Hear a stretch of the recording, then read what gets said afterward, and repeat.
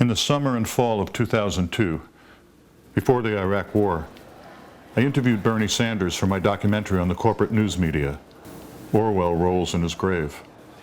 At that time in 2002, Bernie went further and gave his analysis of what ails the country and our system. Bernie is, if anything, consistent.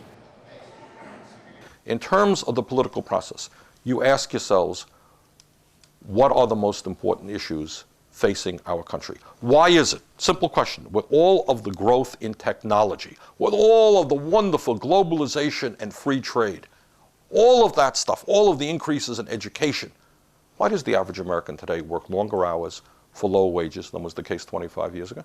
Simple question. Do you think it's seen on television very often? In the 1990s, the media spin is that this was a booming economy. There were some media people who were telling us, we never had it so good. This is as good as it's ever going to get in the United States of America.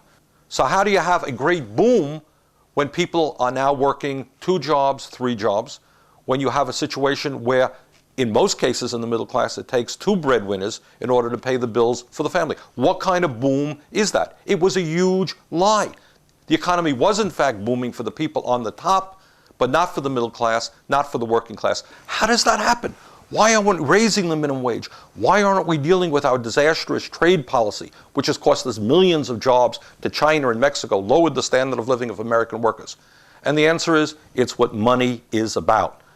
When the political parties hold fundraisers in Washington and they have $25,000 a plate dinners, or when corporations contribute $1 million to the Republican Party or $1 million to the Democratic Party, these people are not stupid.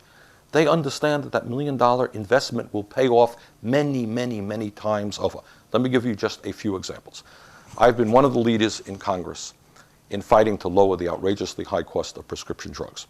Okay? So we have had to take on the pharmaceutical industry, which to my mind is almost a criminal enterprise of people who year after year get the highest profits in this country, provide huge compensation packages for their CEOs. You know how many lobbyists, you want to talk about lobbyists? Do you know how many lobbyists the pharmaceutical industry has in Washington, D.C.? There are 435 members of the House and 100 senators. How many lobbyists does the pharmaceutical industry have? 50? 100? 500. No, 600. And these are the best law firms in Washington, D.C. These are former leaders of the Republican Party, former leaders of the Democratic Party. We passed a bill a couple of years ago in the House, a very simple bill. I am not a great exponent of free trade. I don't believe in it. But I said, hey, all you guys love free trade. We import everything in the world from every country in the world. We get lettuce and tomatoes and beef and pork from any country in the world. What's wrong with getting prescription drugs from Canada and other countries where they're sold for a fraction of the price that they're sold in the United States? Why can't a pharmacist order prescription drugs an hour away in Canada and be able to sell that product in the United States for 50% of what he sells it right now? Oh my God, we can't do that. Well, anyhow, we won a huge victory 2 years ago.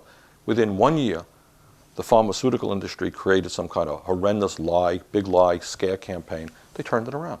They have well-paid lobbyists, paid hundreds of thousands of dollars a year, knocking on doors, taking people out, campaign contributions, advertising. Ever see the pharmaceutical industry's advertising on television? All over the place. We went up to Canada. I took a busload of people up to Canada. We bought tamoxifen, which is a widely prescribed breast cancer drug, for 1/10 the price in Canada, an hour away from here, than it sells in the United States. Women struggling with breast cancer. Then the pharmaceutical industry is on television telling you all that they're doing about breast cancer. So the point about lobbying is they have enormously smart, powerful, well-connected people who follow every line in every bill, in every subcommittee. I'm on the Financial Services Committee. These lobbyists are there. They're watching page 14, section 8, line 9, because they know it means millions of dollars.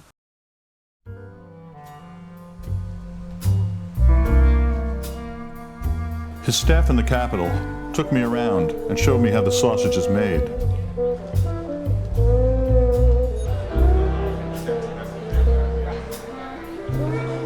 Lobbyists hire placeholders. These people line up first thing in the morning for spots in committee hearing rooms allocated to the public. A few minutes before the hearings begin, the lobbyists arrive.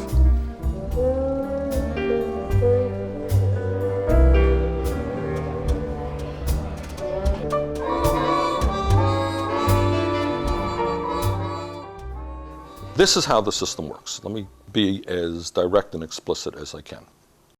Number one, in the United States of America, the majority of the people no longer vote. Okay, working people, vast majority don't vote. Poor people, very few poor people vote. Young people under the age of 25, in off-presidential elections, I would guess 15, 20% of those people will vote. Okay?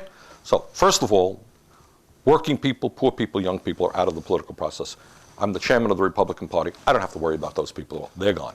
Okay. Number two, most of what a campaign is about is raising money and putting ads on television. That's what most of a campaign is about in modern American politics. You go get your money from rich people, so you'll find out that the wealthiest 1 or 2% contribute the overwhelming majority of money into campaigns. So I've got to be very nice, not me, but other members of Congress have got to be very nice to these rich folks, okay? So you ignore half, 2/3 of the people because they don't vote. You kiss up to the rich people who make the campaign contributions. And that is the dynamics of a political campaign. Now, thirdly, most people haven't a clue of what's going on in Congress at all. They don't know what the budget is. They don't know what the appropriation process is. For example, the Republicans were very, very successful over the years in saying, we have got to cut back on welfare. We have got to cut back on foreign aid. American tax dollars can't go all over the place. We've got to use that money at home. Sound good? You heard that once or twice? The reality is we spend 1% of our budget on welfare for poor people, 1% of our budget on foreign aid. Meanwhile, how many people will know that under the Republican proposal passed a year ago, we're giving $500 billion in tax breaks to the richest 1%? Very little serious discussion on that. In fact, just kidding about, I remember years ago when we talk about taxes, what the media does is, this is a tax increase. Okay, it is a tax increase. Who's paying those taxes? Is that an important issue? If we're going to raise taxes, does it matter whether it's the rich or the middle class? Nah, it doesn't matter. It's the biggest tax. When Clinton's proposal came forward, it wasn't the best proposal in the world, but 90% of the tax increase fell on the wealthiest 6% of the population. Reasonably progressive. They forgot to mention that. It is the biggest tax increase in the history of the world. Well, who's paying the taxes? The free press belongs to those people who own the press. If you are the head of Fox Television, you can have programming every single night talking about the absolute need to invade Iraq. On September 25, 2002, Bernie stood with the relatives of victims of 9/11. My brother Jim Patorti worked on the 95th floor of the North Tower of the World Trade Center and lost his life on September 11th. And one of the hardest things I had to do was to tell my parents that they would not be seeing their oldest son again. So we've all come here from Texas, California, Massachusetts, New York, New Jersey. We are here because we need to be here. Because the decisions which are going to be made by President Bush and by the members of Congress in the coming days and coming weeks are perhaps the most important decisions of our lifetimes. This war in Iraq, which has nothing to do with September 11th, and that's why we're here. And I'm just here to say, not in my name, not in our name.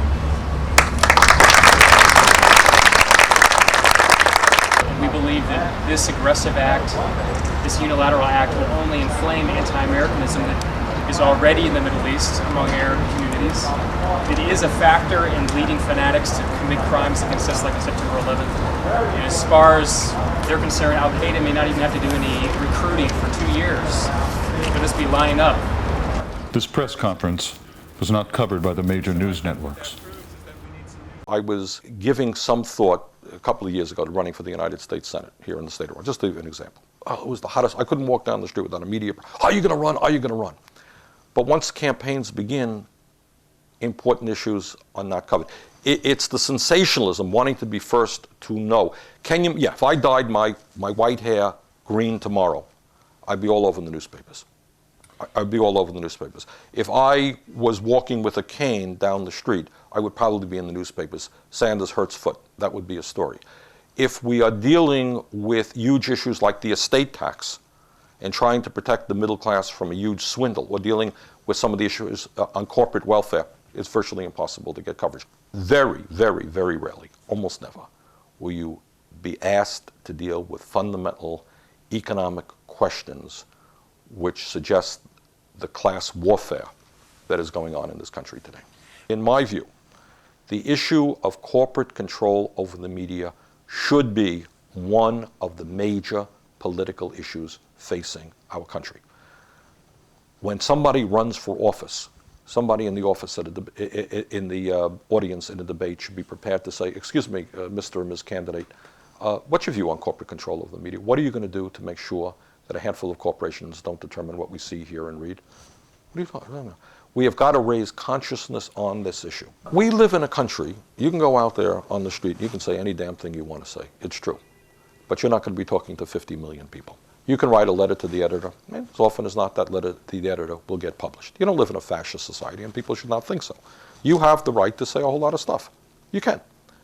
And yet, the real issue is, where does the average person get his or her information from? And they're not going to get it from your letter to the editor.